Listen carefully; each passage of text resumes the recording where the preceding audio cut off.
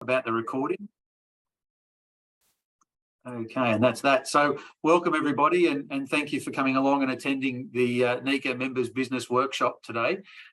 Just a couple of things to note before we get started. We are recording today's session, and we'll store that on the NECA Members Knowledge Base so that you're able to go back and review it. And if you need to share it with any of your other staff, it'll be located there for you. Secondly, we do want this to be an interactive workshop. So we do encourage you to keep your cameras turned on. And if you have questions along the way, please unmute yourself and ask those questions. We'd love to hear from you, and we'll do our best to answer your questions as we go. So my name's Brett, I'll be the host, and along with Chris, you'll see very shortly, we'll be presenting today's workshop. So Chris is going to be, he's our Queensland member manager, and he'll be reviewing the previous charge out rates webinar and the top 5 things you need to remember about charge out rates, the NECA cost calculator, and the NECA member knowledge base. Following on from Chris, I'll be presenting the new monthly sales tracker and talking about how to set sales targets and what the important things you need to know about setting sales targets, along with showing you a new tool that we've produced that will help you analyse your sales numbers on a monthly basis. So without any further ado, I'm going to hand over to Chris to start today's workshop. Hi guys, welcome to the workshop. I'm Chris Gradwell, as introduced by Brett. So with today, what we're really wanting to do is a bit more of a deep dive into your business. And we completed this webinar not so long ago, and it had sensational reviews.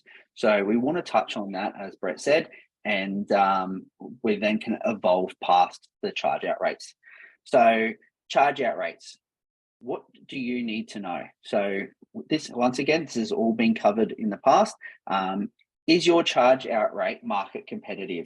So where do you sit within the market? Do you know the full employment cost of your team? Do you know how much it costs to run your business? What is your break-even cost, and why are these things important? Oh, we got it there. Sorry, I was having a bit of a lag there on the computer. So our Market Monitor survey, which is done biannually, by far the largest survey of our electrical industry, dives into what the averages are for each different structure of business, how people charge, and everything like that. So what we've got here is an extract from that Market Monitor survey. Now, this isn't telling people what they should be charging. This is a data collection of the industry, and it basically spits out what the average is. And as you can see here, and you can see the slight trending between 2013 and 2021. So as you can see there, not a great deal of change as far as industry average charge out rates. Why do we need to know this? Because it just gives you a bit of a guide of where things are at in the industry. So these are a correlation of data amongst whether you're a tier 1 or a man in the van. You're built into that average charge out rate and what the method of charge out rates are. So if we move beyond that, we start to look into how are you working out those costs, because it's no point having a charge out rate if you don't know what your break-even point is in your business. Because if you start to go off, okay, we want to charge $96 an hour plus GST, but your cost of running a business is actually $90 an hour, you're not making any money. And that's where we find a lot of issues within our industry are coming down, whereas contractors aren't understanding their costs and aren't understanding their break-even point and building a profit margin on top of that. So what we've done is we provide a calculator. Now, we will go into the calculator in a second, but if you want to see more in depth around working out your costs and those break-even points in more depth, we have that on the previous webinar, which we will show you where that is on the member knowledge base. So every member gets access to that webinar, and you can run through this within your business in a more detailed approach. So as you can see here, we're looking at working out what our break-even points are and what our costs are per employee within our business. So if we've got the calculator there, so that's what it comes up in your Excel spreadsheet, what you will see. So as discussed, you need to know this to work out your actual charge out rate. So we're moving in here. I'm going to bring up the calculator here. All right, we've got that there. So here it is, and we're going to do a live demonstration. So we've got Brett, who's our tradesman. Now we're going to operate 4 tradesmen. We're a standard electrical contracting business, and we're actually running quite a lean business. So when we're working out this and using this calculator here, what we're doing is we're filling in the blue parts. So we don't need to touch the white parts or the orange parts. We're filling in the blue parts. And over this side here where my cursor is, that's working it out what that is specific to that employee. And then we're filling the data in over here so we can get a general overview of what's happening. Now, we have worked out our expenses to work out your overhead costs per period. We're doing this over a 12-month period. To work out that is found in the previous webinar that we've done. Once again, you can access that on MKB and go through and work that out. So we're going to use this example of the case study that we ran, and this business that we're running here and we're working out today has a cost of $200,000 per year for our employees. So that to run our business, our overhead costs are $200,000. We have 4 tradesmen. All right, so we've got Brett here. Brett, and we've got Brett on an hourly rate of $40 per hour. He works, got an 8-hour day, broken out over a 52-week, working 5 days a week. So we've got our superannuation, our work cover here, and then we've got our other employment cost periods. So Brett has 10 days off for public holidays. He's got his standard annual leave and his standard sick days. So we have to work in what our average non-billable hours are per day. So that's time that he's not on site, not getting billed out and charged out. So that works out to be an average of about 1 hour a day.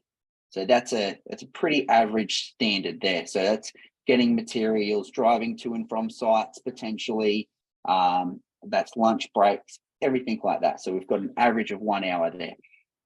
So Brett, he's got his and that's punched out our time here. We scroll down here, we've got that. So we've got our employee pay rate, and then we've got our cost per billable hour as $21.62. So we bring that up here. So we've got Brett here, $40 an hour. His employment cost per hour is $21.62. That's his billable hours per period. And then there's the cost. So if we go over here and we've got employee name 2, now we're not going to bother about naming that, but he's actually on $48 an hour. So we adjust that employee pay rate and we scroll down here. So his employee pay rate here, going back down, works the same hours. He's just a little bit more valuable to our business.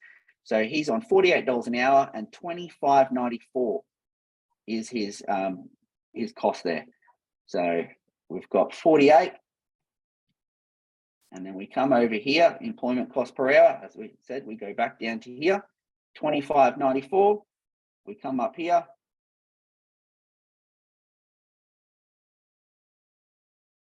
$94. And we can see how that adjusts here. So we've got our overheads are broken down here, and then we've got our cost per hour, which is changing.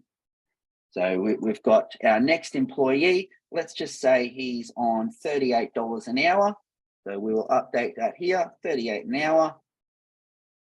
We scroll down, 38, and then we've got $20.54. So his cost is completely different. 20.54. Enter. So as you can see, that's changing over here. So our total cost per hour for an employee with our expenses at $200,000 as our overheads, $38 an hour with the total employment cost of 20.54. That employee is actually costing our business $101 per hour. So like I said, we have 4 employees. So we've got the 4th one. and he is on $53 an hour, because let's just say that's me as the business owner there, still working out on the tools every day. So 28.64, we bring that up here, 28.64 with our $53 an hour. And there we go. So $124 per hour is what I'm actually costing the business. So as you can see, we've got that breakdown here. And that's how we work out what our employees are costing our business. Does anyone have any particular questions in relation to what we're doing here? If you are asking a question, yeah, just unmute the microphone because you are on mute at the moment. But if you've got any questions to what we're talking about here, it's very, this is very easy to use. So once again, individual employee data here, and then we start to enter that in here to work out what our totals are. 1540. So as we enter in the blue data, it starts to adjust our costs. Now we can look at our total overhead and labor expenses of $624,000 for the year, based upon our 4 employees, their pay rates, and our overheads. Excellent. Well, if we've got no questions there, we're going to move back into the presentation here. So once again, located on the MKB, you can get that data there and then put that into your charge out rate calculator. And that's where you enter your desirable profit margins, your materials labor margin as well. You've got your workers' compensation, everything is built into there, and that will spit out what your charge out rate would be for your business. So instead of just making that up and just guessing or picking what's average within your area, you really do need to fine tune this down to your business and say, okay, we're not going off what my previous employer used to charge. Now that I'm running a business, we're going to charge $2 less than him and try and get all the work. That's not how it works. You need to look at what your costs are, what your employees are costing you as individuals, and then work out that data, get your profit margins, put that on top, and then you've worked out what your charge out rates are. So as mentioned several times there, all of this information and detail is located within your members' knowledge base. Every NECA member gets access to the members' knowledge base, and that contains pretty much everything you would need to know on a daily basis. So it's got your standards, it's got your safety systems, your toolbox talks, it's got different forms and templates, it's got your HR and legal contracts. But not only that, it's got our series of webinars. So you can go back and then go through in detail the webinar that Brett presented all around that charge out rates. So that's very in-depth. Like I said, we've only just covered it so we can use that data to then morph into the next stage of today's workshop. So with that, that's where you would want to go to every day of the week to access those documents, access those updates and changes. So that's their members' knowledge base. Very, very important tool for all NECA members. Okay, so as we summarize what we've just covered there and what we've covered in the previous webinar, we need to look at things as an individual. So my business is completely different to your business and that business over there. Whilst we're all working in the same industry, things are very different. It even can be different to what type of vehicles you drive will impact what type of charge out rate you have. So we really want to look at things on an individual basis, both as an employee, as employees, and our business as a whole. So we want to look at those things quite often in this climate. So over the last 12 months, things have changed dramatically for businesses.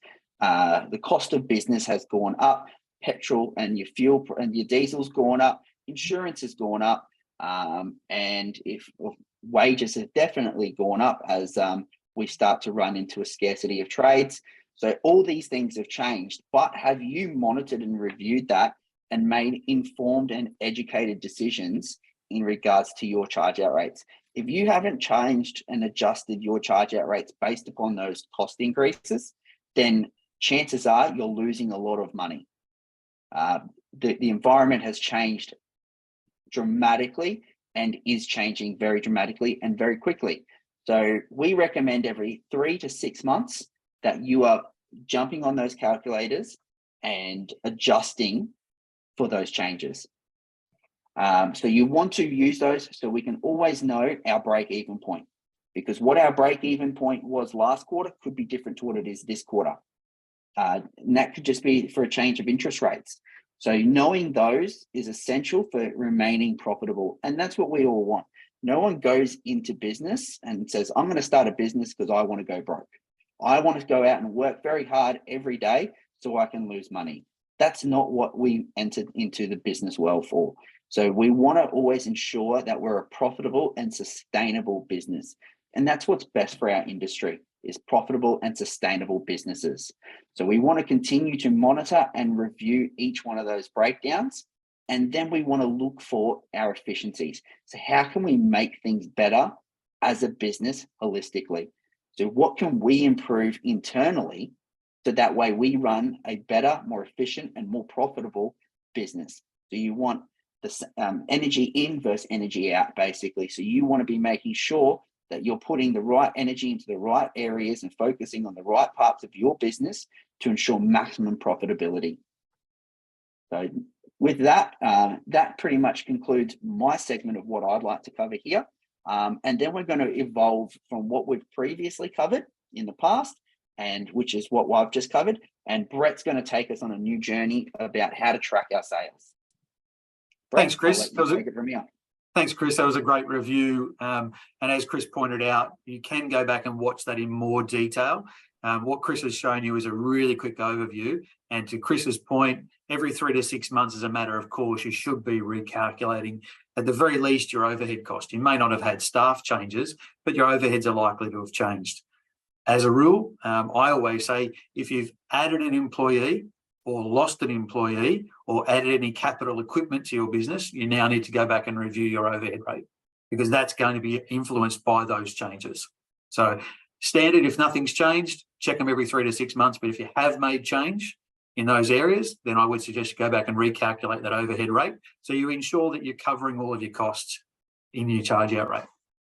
So once you've got your charge out rate and you've looked at your employment costs and you've done your overheads, and you've got it to a good level. Let's assume that you've done your employment costs, you've worked out your overhead rate, you've got all that in place, and you've adjusted your charge out rate as per Chris's suggestion to ensure you're making a profit. What other areas can you improve or monitor within your business to make it more profitable? And this is what we're going to talk about now. So why should you track results is a big question. And it's pretty obvious: business health, business growth, and proactive change controls. But I would be one of the first to put my hand up and say that I ran a business for 15 years, and for a good percentage of that, I was naive. I really wasn't managing my results. I knew what my monthly target was, but I really wasn't doing anything more than that. If I turned over the magic number each month, we were good. As long as I could go to the bank and there was money there and use my credit card, the business was healthy. But in reality, there was a lot more I could have been doing to improve my business. And that's what we're going to talk about moving forward. And I'm going to give you a tool to help you do that. So on our next slide is we talk about the sorts of things that you should be keeping track of. So within sales, of course, a monthly sales target is important, and it's easy for you to do. And most businesses do that. What we are going to talk about is how to break that down. And really, as an electrical business or a trade business, look at the categories that you break that down in, so you can work out what areas of your business are more profitable. Are you making more money out of commercial work or domestic work or construction, whatever that might be? Set up those categories and break down your sales into those spaces so you can see where you should be focusing more energy, where you're making more money. Quoted jobs versus do and charge is another area that you should be analysing as part of your sales. Are you making the money that you're expecting to make out of your quoted jobs, or are you losing money on do and charge jobs simply because they're taking longer than what you think, or the customer's expectations are lower than what you think you should be charging? A really good area to focus on is your expenses. Cost of sales. And we are going to spend a little bit of time about this on cost of sales today. And I did reference it in the previous webinar around charge out rates. Understanding your cost of sales. What is your labour percentage? What are your materials? And what are your subcontractors? And where do they sit on your reporting? What about your admin costs? Understanding how much it costs to run the back end of your business is really important, and tracking that as a percentage of your turnover is equally important. So you can understand where you need to either make change or make adjustments to reduce some of your admin costs. Operating costs are the same. GP, and this is interesting, looking at profits, GP versus net profit. And I asked at a recent function that we did, I asked for a show of hands, and there was about 40 to 50 odd people in the room. And I asked the question, how many of those business owners were actually measuring net profit versus gross profit? And everyone put their hands up for measuring GP, but only half the room put their hands up for measuring net profit. That's really significant, because as a business owner, net profit is is the money you put in the bank. You can't bank gross profit, you bank net profit. So we are going to talk today in this tracker that I'm going to show you about how to track your net profit and understand how that's influenced. And then we'll also talk about some ways to improve. So how do you set targets for your business? So this is a contentious area because not everybody sets targets. Again, guilty in the first few years of my business, I really wasn't setting targets. So I wanted to spend a little bit of time today talking about the ways that most business, regardless of trade or marketing or whatever business they're in, most businesses set targets based on, they review last year's results, they remove any anomalies. So if there were sales that came through that year that you know you're not going to get again next year, remove those from the results. Add any expected sales. So similarly, if you're taking unexpected sales out, but if you know you've got some big sales or some big contracts coming up that you're going to sign on to, add those into the results from last year, and then add a percentage for growth. That's how most businesses set budgets and set targets, and there's absolutely nothing wrong with that. However, today I'm going to show you a really easy way based upon an electrical trade business and how you can use the benchmarks set by the industry to measure your sales, but also use those to set your targets. And we have a tracking tool. So at this point, I'll ask if there's any questions around benchmarks before we start to dive into those. Is there anybody that would like to ask anything before we move on? Just unmute yourself if you do. Okay, clearly we're doing a great job explaining all the information because no one's asking any questions yet, but we'll push through. So let's talk about the benchmarks and what do benchmarks mean. So these are numbers that the industry have put together to use to measure a trade business. So I was taught this many years ago by some very, very experienced trade business coaches, and these rules still apply today. So site workers, on average, a site worker should be making you $1,000 per day. So it's $1,000 per site worker per day. So if you were running, in Chris's example, a business that had 4 site workers in it, your business should be turning over $1 million a year based upon those 4 site workers, and add that up. So if you've got 6, you should be at 1.5. If you've got 8, you should be at 2 million. And those are just really simple measures that you can use to first have an overview of your business. Are you healthy or not, based upon the industry benchmarks? Then we're going to look at cost of sales percentage of your turnover, what GP you should be targeting, your expenses percentage of your turnover, and then what your net profit is. Now, it's really easy for me to throw those numbers out there, but what I have done is created a spreadsheet for you, again, using the experience that I was taught many years ago, and just makes it so much easier for you to understand. So I'm going to show you that shortly. So you don't need to write all those down. I'm going to show you them, and they're available to you in the tracker that you can download from the Members Knowledge Base.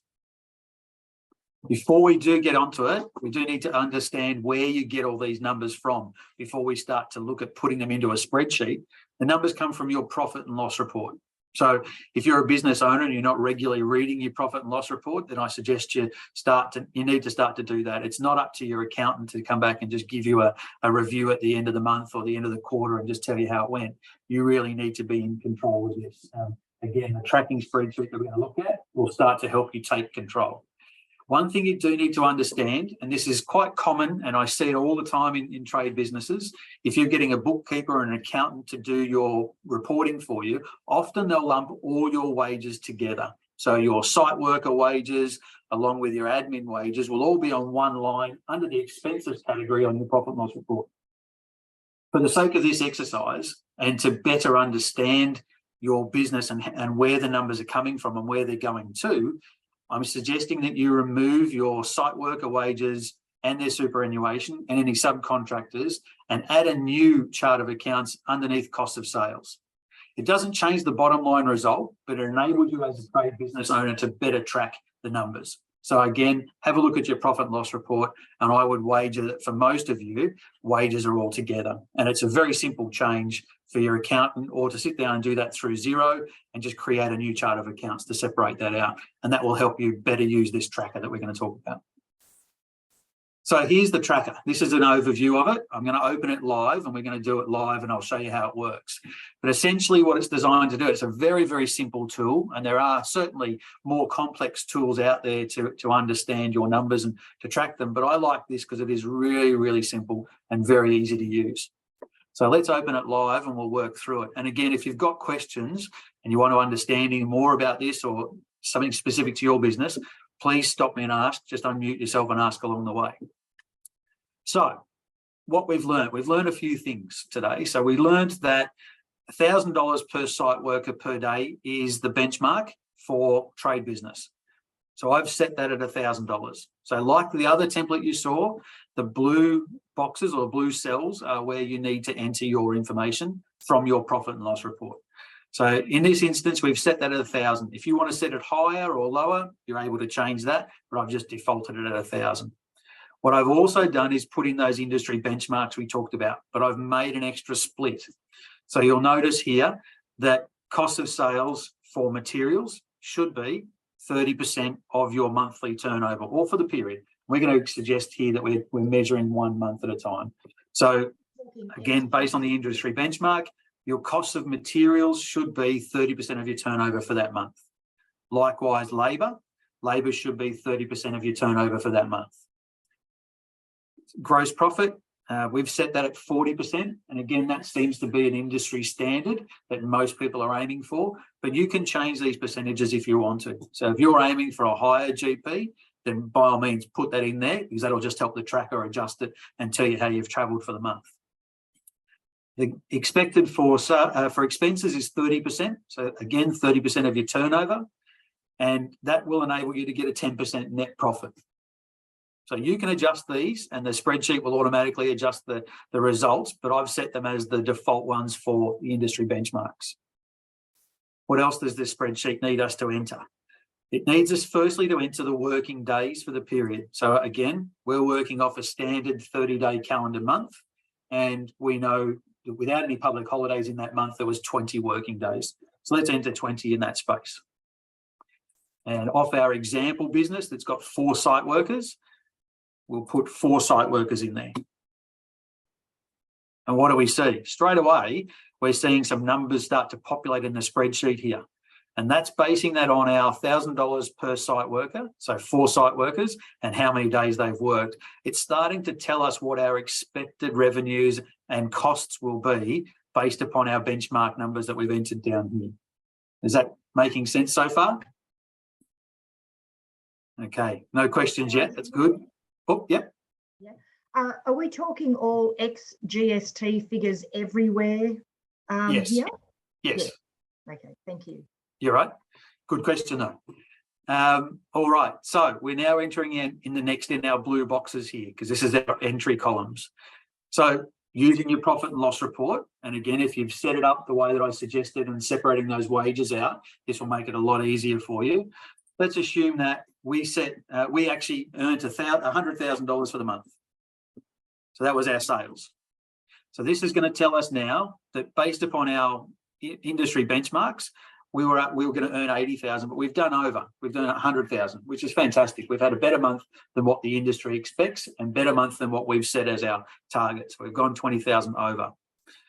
Cost of materials for the month. So again, based upon the industry benchmark and earning 80,000 in turnover, we should have spent 24,000 in materials. Now we've spent a bit more. We've earned more, so therefore we should have been able to spend a bit more. So let's say we spent 35,000 in that space.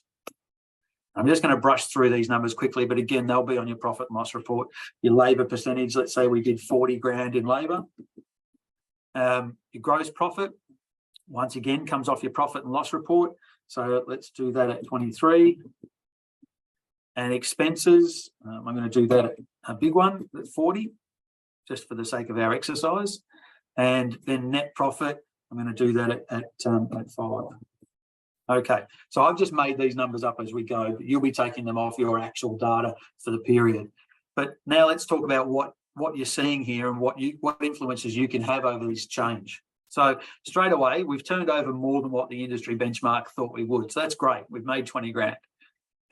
So what have we done? What are we doing with that money and where's it going? So our expected benchmark for the industry was 24,000 in materials. We've spent 35. These are our numbers. But this is the area you want to look, because we're still working within the same percentages of your turnover. So these numbers are important. They're your actual figures. But here, if you want to measure against the benchmark. So cost of sales for materials, we've spent 5% over what our allowance would have been, because we were supposed to spend 30% of turnover. In our cost of labour, we've spent 10% over our agreed percentage, because we were allowing for 30%. Gross profit, we're down 17%. We haven't made anywhere near what we were expecting to make at gross level, let alone net level. Now we take out our expenses, we've spent 10% over on expenses, which has resulted in a 5% net profit. So we've made less than what we expected, but we've still made money. So again, it's up to you to decide whether you're accepting of that reduction in your net profit, or if you'd like to do something about it, what can you do about it? So again, just to run through that, it's fairly straightforward, but enter your working days for the period, enter how many site workers were working in that period, adjust your rate here if you want to, your industry benchmark for site worker per day revenue, and then enter your actual figures. But concentrate on these percentages, because this is where it's going to tell you whether you've gone over or not. So what do we do about it? So cost of materials. Why would you have gone over in cost of materials? This is a really good one to analyse. Did you use more materials than you quoted for? Was there a wastage that you didn't account for? Did you buy material for a job that's coming up that you got because they were really cheap deal at the wholesaler? All of these things are good questions to ask yourself when you're breaking down the materials costs. So what do you do about that? If you've used more materials than you quoted for, well, have a word to your estimators or have a better look at what you're doing with your quoting and make sure you're more accurate on the materials that you need, or allow a percentage in that quote, a bigger percentage for wastage. If you've lost materials or you've had wastage, again, that's a shrinkage problem and you really need to improve that. If you've bought materials for future jobs because there was a good deal or it was an opportunity to do it, you can take that number off your materials list up here. So if you know that you've gone and you've invested 5 grand in next month's materials, we'll take the 5 grand off, because you need to see an actual result for this month. So change that down to 30 grand. Okay, so we're now looking at a slightly better number here for our percentage. Moving on. Labour. Labour's a really interesting one. Labour's probably the area where you've got the most influence of change in your cost of sales. Materials are what they are, but labour. So why have we blown out our labour?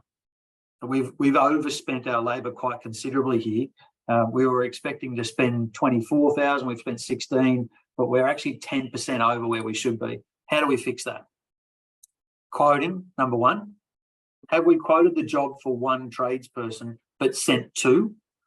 Were there callbacks on that job? Do we have to go back and do maintenance? Do we have to go back and do extra work? Where is this and why is this blown out, and how can we fix it in the future?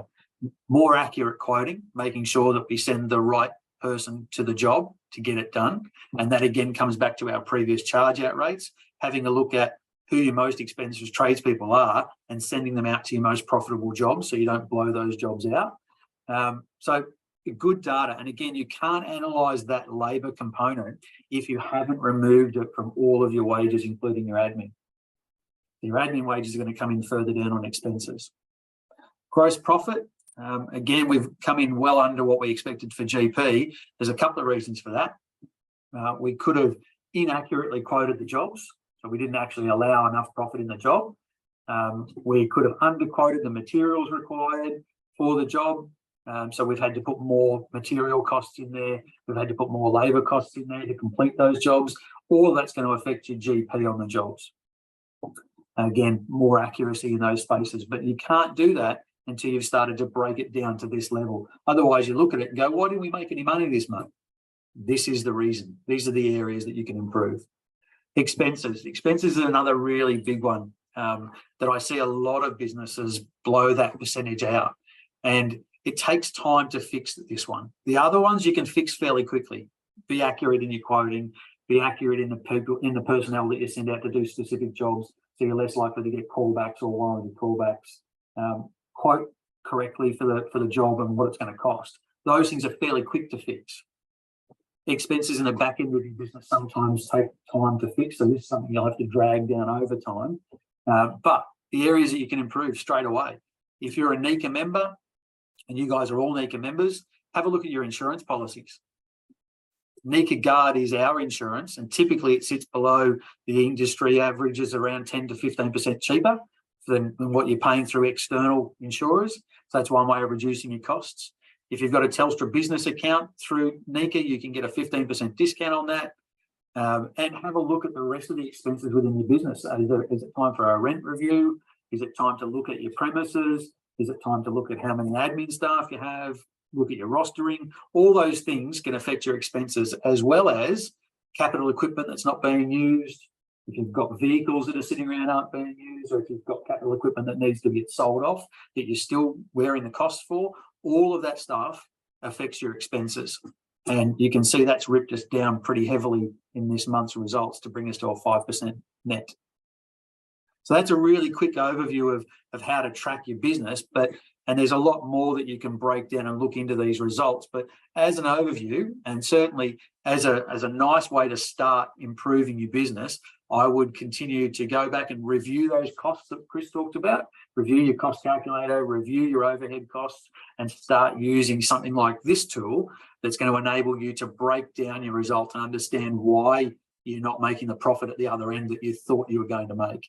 It's not just about your overall number that you set for your monthly target. Really important to start tracking that stuff. All right, so do we have any questions at this point before we move on?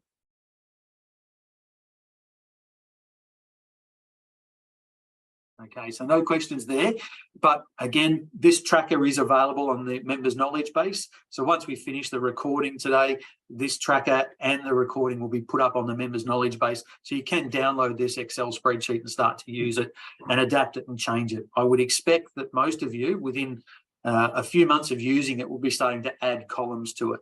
I certainly do. And when I used to use it, I added 3 or 4 more columns to give me even more data, because it's just so powerful when you start to really see how you can improve your business. Brett, how do you put apprentices into that mix? Yeah, so I'm just going to go back a slide. So it's the same deal.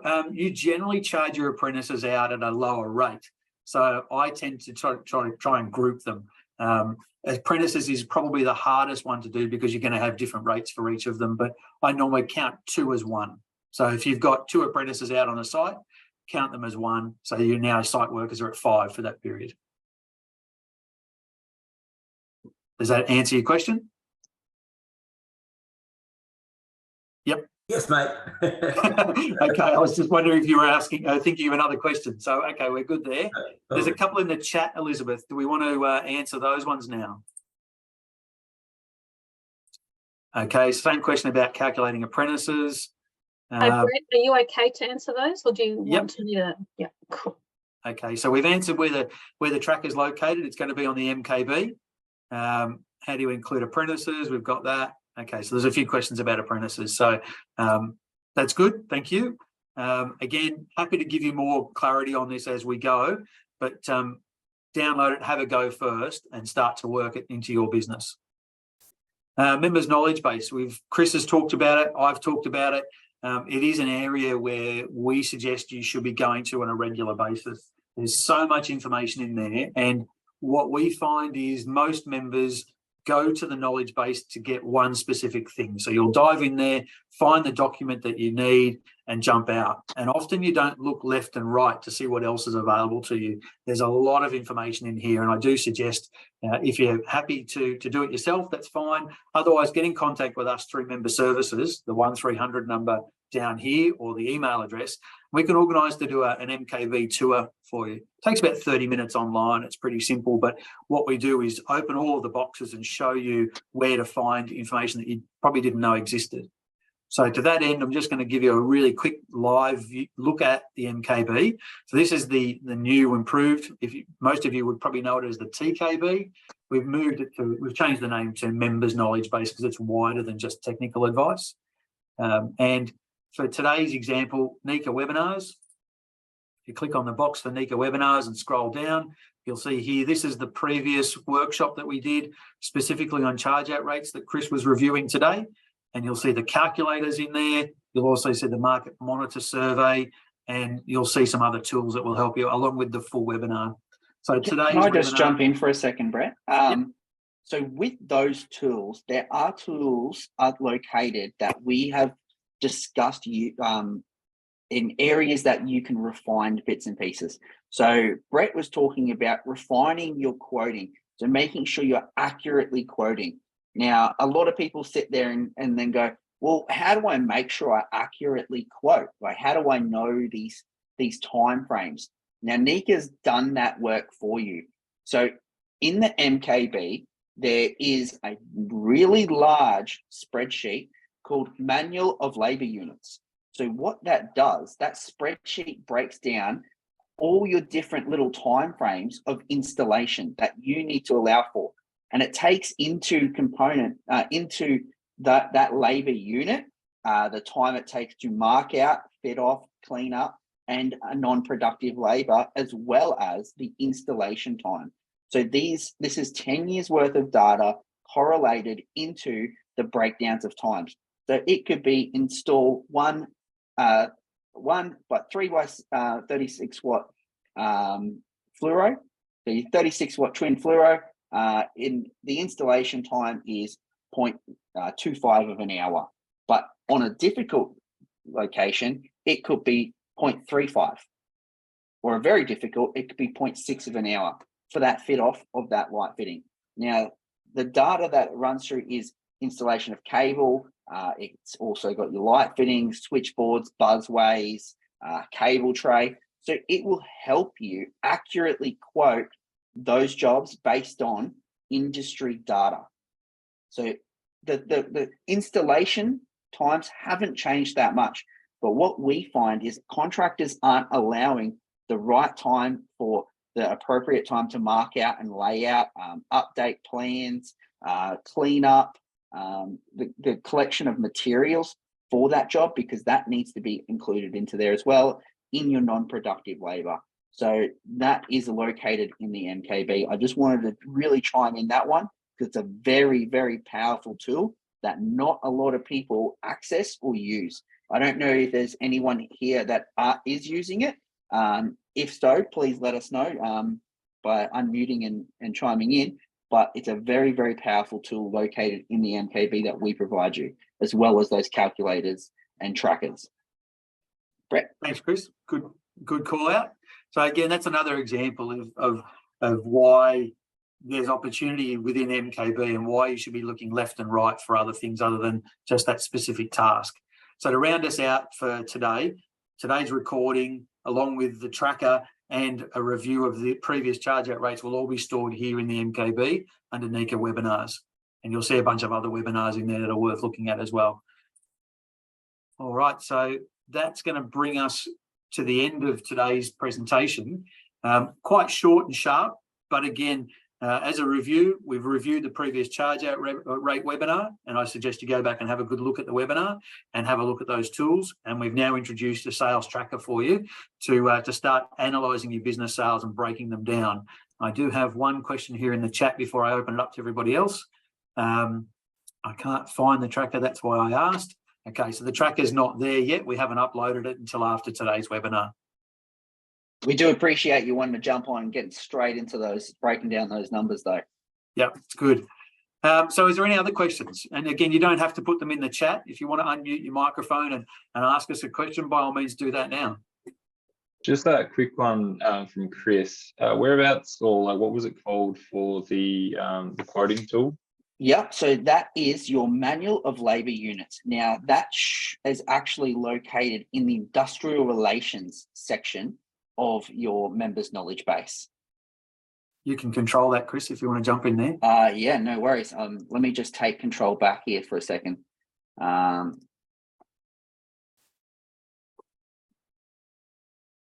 Yeah, that request is through. Excellent.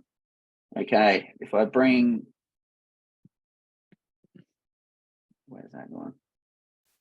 Sorry, Brett, if you could click on the members knowledge base, let me bring that up. Excellent.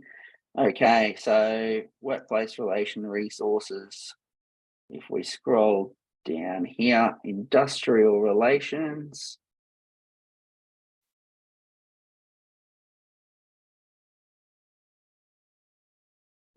That halfway down. Scroll there. Yeah, struggling to scroll there. Sorry, got a little bit of lag here. Manual of labour units. That's there. So if we click on that, brings it to here. And Cool, what you thanks. want to do, there's two components to it. So you've got a PDF and you've got a the Excel spreadsheet. The Excel spreadsheet is very, very good. But you also want to roll through that PDF because it breaks down a lot of different bits and pieces, like project grading.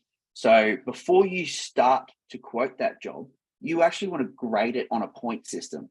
So there's an actual method to the madness of how to work out what level, is it going to be a normal job, very difficult, or is it just a difficult job? And that's going to, that grading will determine what line category you will use on your manual labour of units. So if it's got a lot to do with, there's a lot of compliance, there's you're working at height, so it's a larger ceiling height, for example, everything's going to take a bit longer. So you enter those points in, and that will actually spit out an accurate model of what you should be pricing on time-wise. So it could end up being a difficult job, so you use the difficult column for your time. So that's how that works. It also talks about variations and a lot of different breakdowns that you need to do on your manual of labour units. So we covered this a lot in our industry nights last year about that manual labour of units, how to grade a project. So we can, if you're wanting more one-on-one with that, please reach out. We can do that through your MKB tour and go through all these different bits and pieces for your tools. Now, just if we don't have any other questions, Couple in the chat there as well, mate. So we'll just have all right, no worries. Just a thank you there, much appreciated. Kind words, thank you. I like the search function at MKB, seems to be pretty good. Okay, so just some general comments there, which is good. Guys, we're running right on time, so we're running on time. But before we do conclude, I just want to talk to you about the NECA Awards. So we've got 4 weeks left before the nominations close. It's a self-nominated award system. So if you have a project, a house, an initiative that you as a business have been working on and you want to nominate for an award, please go through to the NECA website and click on your awards nominations. Like I said, there's only 4 weeks left. There's a number of categories: commercial large, industrial small, there's new home of the year. There's a lot of different categories within your states that you can nominate awards for. So that, like I said, there's only 4 weeks left before that closes, and then we go into the judging period. So if you've got jobs that you've recently completed in the last 12 months, please nominate them and put your hand up for an award, because there's no point busting your ass out there. And, you know, you deserve that recognition. So we really want everyone to be nominating those jobs, no matter how big or small it is, for an award, because you guys are the members and you guys deserve it. Good call out, Chris. And Elizabeth has just put a link on the chat as well to that. So if you wanted to follow that link or go to the website, you can go and nominate your business for an award category. Not only that, it also gives you a whole heap of free IP as well. So just by nominating and getting selected for an award, even if you don't win the award, you get a video package and you get a whole heap of marketing materials you can use to promote and grow your business as well. So to finish off today, thank you very much for coming along. We appreciate you being here. Hopefully you found this workshop valuable. We are going to continue to do them.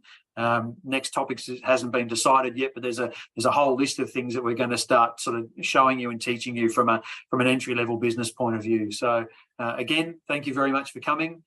Look out for MKB. Today's recording and the resources will be up in the next day or so. But I would suggest, firstly, go back and have a look at the previous one, the charge out rate calculator. So again, thank you very much for coming. Take care.